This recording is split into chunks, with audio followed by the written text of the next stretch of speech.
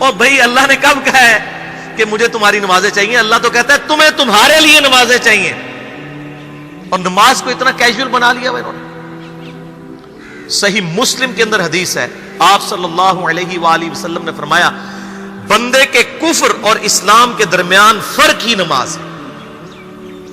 جو نماز پڑھتا ہے وہ مسلمان ہے، اور جو نماز نہیں پڑھتا وہ پاکستان کے شناختی کارڈ میں مسلمان ہے، اللہ کی ڈیفینیشن میں وہ عملاً کافر ہے۔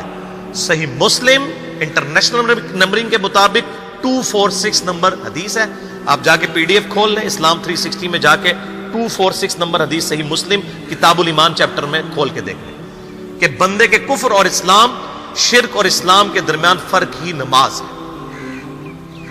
آپ بے شک اپنے آپ کو مسلمان کلیم کرتے رہے، لیکن وہ شناختی کارڈ والا مسلمان ہے، نکاح طلاق والا مسلمان ہے، اس کا جنازہ بھی پڑھ دیا جائے گا، پیدا ہوگا اذان بھی دے دی جائے گی، اللہ کے حضور وہ مسلمان نہیں ہے، وہ بس کلمے کا ہی ہم احترام کرتے ہیں، ادروائز تو عملاً کافر ہے وہ۔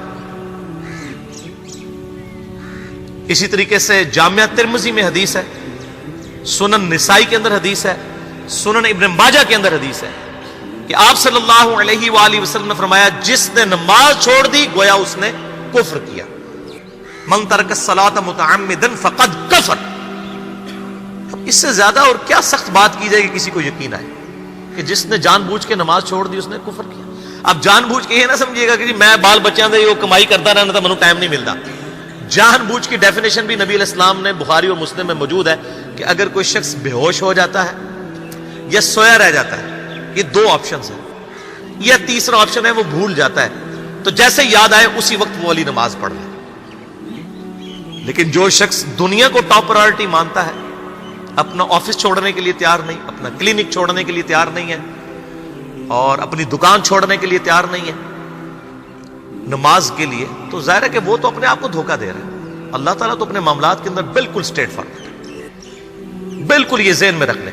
جامعہ ترمذی میں صحیح سند کے ساتھ موجود ہے، عبداللہ بن شفیق تابعی رحمہ اللہ تعالیٰ کہتے ہیں کہ صحابہ کرام علیہم رضوان صرف نماز کے چھوڑنے کو ہی اعمال میں سے کفر سمجھتے تھے، یعنی وہ کسی کو نماز پڑھتا ہوا دیکھتے تھے تو کہتے تھے یہ مسلمان ہے، اور کسی کو نماز پڑھتا ہوا نہیں دیکھتے تھے تو وہ کہتے تھے یہ کافر ہے۔ یہ جامعہ ترمذی ہے، یہ کوئی سٹوری بک نہیں میں سنا رہا آپ کو۔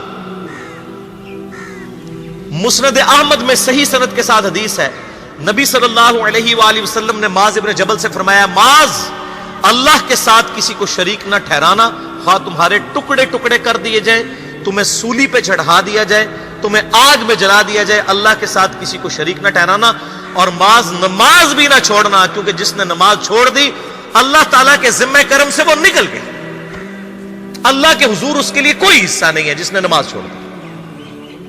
کتنا کرٹیکل ایشو ہے۔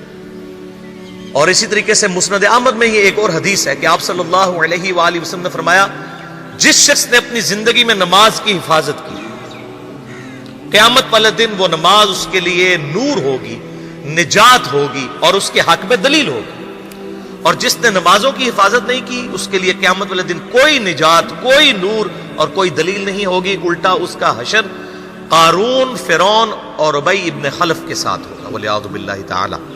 یہاں تو ہم کہہ دیتے ہیں یا اللہ جو کچھ بھی ہے تیرے محبوب کی امت سے ہے، یعنی یا اللہ ہم نے تو اپنی اصلاح کوئی نہیں کرنی، ہمیں اسی طریقے سے ہی قبول کر لیں، والعیاذ باللہ تعالی۔ اور کچھ ویسے علماء کا بھی اس میں بڑا برا کردار ہے کہ انہوں نے نماز کو بھی اتنا مشکل فرض بنا کے پیش کیا ہے کہ ایک عام آدمی کے لیے، اور جو دنیاوی معاملات کے اندر بھی انوالو ہے، اور کسی ایسی عورت کے لیے جس کے کئی بچے ہیں، مطلب اس روٹین کے اندر اس نماز کو مینج کرنا مشکل ہو جاتا ہے۔ ہمیں تو عشاء کی صرف 17 رکعتیں بتا دی گئی ہیں، حالانکہ 24 گھنٹے کے اندر ٹوٹل نماز کی رکعتیں 17 ہیں جن کی اکاؤنٹیبلٹی ہے۔ اور میں یہ بڑے یعنی وثوق کے ساتھ ایک ذمہ دار مبلغ کی حیثیت سے یہ بات کر رہا ہوں۔ آپ صحیح بخاری اور صحیح مسلم کھول کے دیکھ لیں، فرض نمازوں کی تعداد جو ہے وہ 5 آئی ہے، اور ان کی رکعتوں کی تعداد بھی بیان ہو گئی ہے۔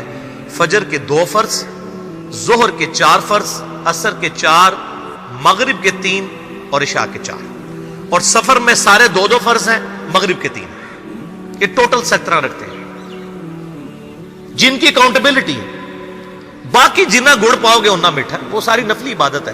وہ بخاری اور مسلم دونوں میں حدیث ہے، جس نے فرض کے علاوہ 12 رکعتوں میں استقامت کی اور وہ 12 رکعتیں آپ صلی اللہ علیہ وآلہ وسلم نے پڑھ کے بھی بتائیں.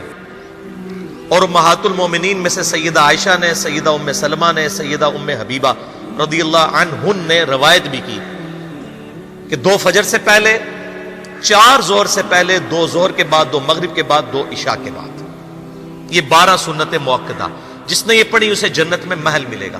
اگر کوئی نہیں پڑھتا تو گنہگاری والا معاملہ کوئی نہیں ہے. اسی طریقے سے اس کے علاوہ ایک اور وطر کی نماز ہے جو سنت موقدہ ہے. وہ سیدنا مولا علی رضی اللہ تعالیٰ عنہ علیہ السلام کا قول ہے کہ وطر سنت ہے، سنت ہے، سنت ہے، مگر اسے مت چھوڑو. ہے سنت ہے لیکن تاکیدی ہے. آپ صلی اللہ علیہ وآلہ وسلم نے سفر میں بھی وطر اور فجر کی 2 سنتیں پڑھی ہیں، لیکن یہ صرف افضلیت کے اعتبار سے تاکیدی ہیں، ان کی کاؤنٹیبلٹی کوئی نہیں ہے. البتہ یہ ضرور ہے، سنن ابی داؤد میں ایک حدیث ہے کہ جس کی قیامت والے دن فرضوں میں کوتاہی نکل آئے گی تو اللہ تعالیٰ فرمائے گا میرے بندوں کی جو نفلی اور سنت عبادت ہے اس کو تول لو اور فرضوں کے ایکویلنٹ قبول کر لو. تو آپ اگر یعنی سنتیں پڑھیں گے تو اس کے ایکویلنٹ نفلوں کی کوتاہی پوری ہو جائے گی، ادروائز اکاؤنٹیبلٹی اس کی کوئی نہیں ہے. یہ ذہن میں رکھیے گا.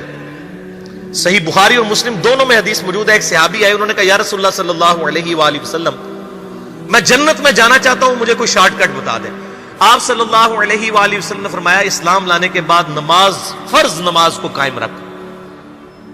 پھر فرمایا فرض زکوٰۃ ادا کر، فرض روزے دے، روزے جو ہیں وہ ان کو ادا کر اور روزے رکھ. حج اس وقت فرض نہیں ہوا تھا، وہ زندگی میں ایک بار ہے. تو اس نے کہا یا رسول اللہ صلی اللہ علیہ وآلہ وسلم جتنا آپ نے مجھے بتایا نہ میں اس میں ایڈ کروں گا نہ اس میں سے کوئی چیز مائنس کروں گا. اور یہ کہہ کہ وہ چلا گیا.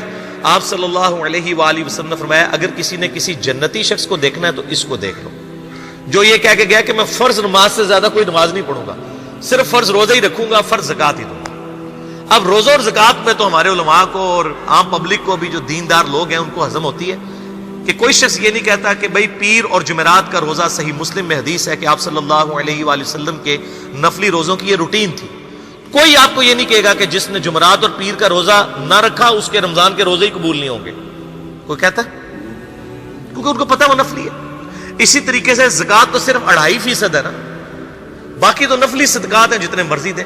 کوئی شخص نہیں کہتا کہ نفلی صدقہ نہ دیا تو آپ کی زکوٰۃ بھی قبول نہیں ہوگی. الٹا یہ کہتے ہیں وہ بس جی زکوٰۃ دے لو تو باقی سارا مال پاک ہے. لیکن جب فرض نماز کی باری آتی ہے تو اس وقت وہ 12 رکھتے بھی سنت موقدہ بیچ میں گھسیٹ دیتے ہیں. وہ بھی صرف فضیلت ہے.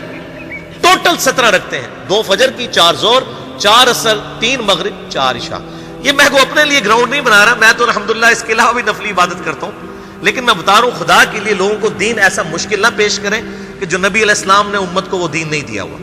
اپنی مرضی سے انجیکٹ نہ کریں دین، لوگوں کے لیے مشکلات نہ کھڑی کریں، ان کو فرض نماز تک رکھیں. پھر انشاءاللہ کئی لوگوں کو میں نے اس نے نماز شروع کروائی، انہوں نے سنت نماز بھی، نوافل بھی شروع کر دی ہیں. لیکن آپ کم از کم وہ ڈیٹم لیول تو اچیو کروائیں لوگوں کا. لیکن فرض نماز کی باری آتی ہے کہتے ہیں جی سنتے بھی حصہ ہے. کہاں سے میرے بھائیوں حصہ ہے؟ وہ 17 رکھتے ہیں، سنتیں پڑھیں گے ثواب ہے، نہیں پڑھتے گناہ کوئی نہیں ہے. تو کم از کم فرض تو ادا کریں. اس کے لیے آپ کو ٹوٹل 24 گھنٹے میں میرے خیال ہے 40 منٹ بھی نہیں چاہیے فرض پڑھنے کے. تو اس کے اوپر تو استقامت کم از کم ہم اختیار کریں. اور چھوٹی چھوٹی جو نٹی گٹیز ہیں ان کو تو ہم نے اتنا فالو کیا ہوا ہے، اور فرض نماز کے بارے میں ہم اتنے کیجول ہو جاتے ہیں. تو یہ فرض نماز کی امپورٹنس اس حوالے سے ضروری تھی، اس لیے میں نے ساتھ ہی بیان کر دی.